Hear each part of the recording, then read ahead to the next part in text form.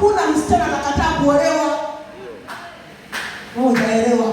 Kwa sababu atakuwa anaiona kesho yake. Siku moja hapa nilisimama nikawaambia kwamba mtu atakayeolewa anaipiana ni burudani nyumbani. Ni raha starehe. Maana ametumbukia kwa Kristo, mifupa yake tumbukia kwa Kristo. Damu yake ikatumbukia kwa Kristo, akichaza angalia nani ananiangalia. Ametumbukia kwa mwanaume mwenye yote. Kwa hiyo akiwa ndani hana shida.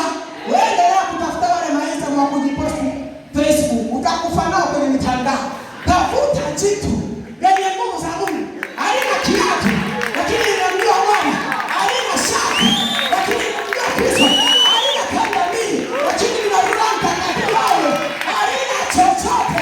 Halina hata kitanda cha kulalia.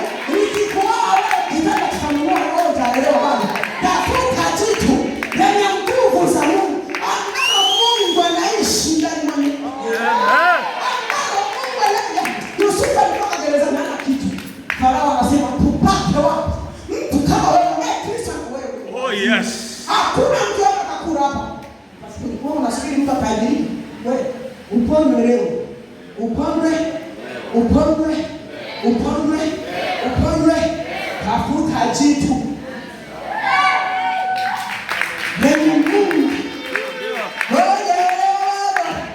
Lenye Mungu. Nikisimama kusema kama nasema baba. Wacha tukusifu tu. Ukiona tu ndio wako bila nasifu Mungu. Unasikia furaha. Amen. Wewe kijana tafuta kama mtu kama shuka mbele za kwenda nyuma my friend. Kakikaa magotini, kana tetemesha msasani. Kakikaa kwenye magoti, mbingu zinafunguka. Leo tupatikane hivi tu. Nataka kuonyesha mfano.